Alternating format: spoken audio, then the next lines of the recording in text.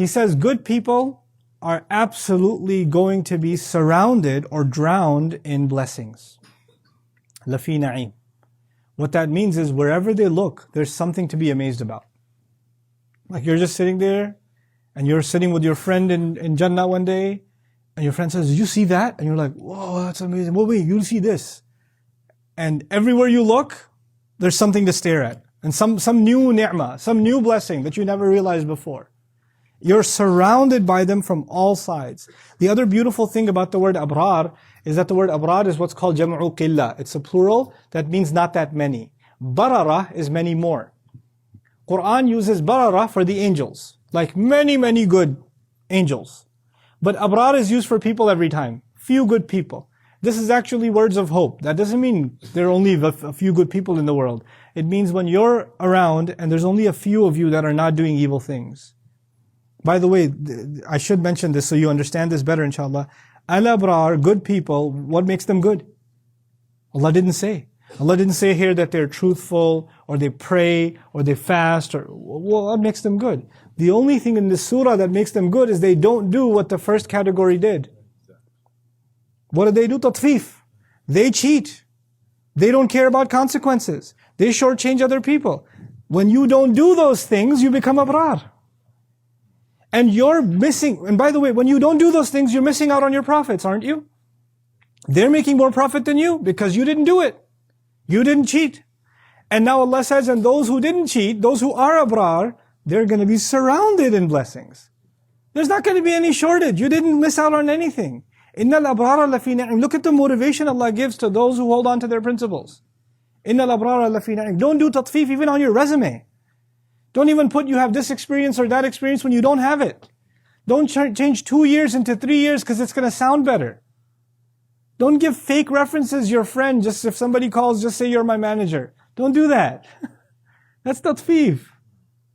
And so if you can hold on to that, then the luxuries of Jannah are coming. عَلَى الْأَرَائِكِ يَنْظُرُونَ. Arika in Arabic is a little bit different from other words for couches or seating or karasi and things like that. يجب أن تكون مزينة بسطور وتزيين حتى تسمى أريكة. It's actually something that's beautified, decorated, like cushioned, well cushioned, something you can recline on. That's when it's called the arika, meaning a really expensive couch. It's not an IKEA sofa. It's like a really expensive couch that you sit on. That's called an arika, and the plural of it is araik. He says you're surrounded by blessings and you are leaning back on couches. Yanzurun means you're staring. Nadhara is used when you look at something for a long time. And of course, if you're looking at something that's really beautiful or something you can't take your eyes off of, then you're not just going to look at it and go like that. If a really amazing car drove by or pulled up, you'll be like, what? Sometimes in airports around the world, they take a really fancy car and they just kind of plop it in the middle. And you're just navarta ilay. You didn't just glance at it and move away. You stare at it. Or if somebody's into watches, you go to those expensive watch stores, they put them on display so you can feel poorer. Right? So you look at it like, what ladies do outside of like expensive bag stores, Coach or whatever. Like, never. The idea though is, it's really cool that if you imagine this, if you're reclined back, your view is limited. If you really want to look at something, you have to get uncomfortable and say, look up. If the kids are sitting in the backseat of the car and they're sleeping and you say, hey, look, a camel. They have to get up and look. But Allah has situated this arika in a way that you're leaned back and you can still get the full view of all the blessings around you. That's the beauty of Jannah. Maybe it's rotating, I don't know. We'll find out one day, bi'idhnillah. So now, from there you get تَعْرِفُ فِي وُجُوهِهِمْ نَضْرَةَ النَّعِيمِ. They're leaning back, getting this beautiful view, and you can tell from their face a freshness, nadra. Nadra is used in Arabic for fresh food. Food that looks fresh. Or nadra is used when somebody looks like they're really well rested and they're really happy and you're like, wow, you look different today. That's a nadra. Okay? We're not going to have nadra for a while. It's Ramadan now. I remember back when I gave a dars on this maybe 12 years ago, I used to travel and I could only afford to fly Southwest, the bus in the air. So when I used to go to California from New York, there was a stopover in Las Vegas. Okay?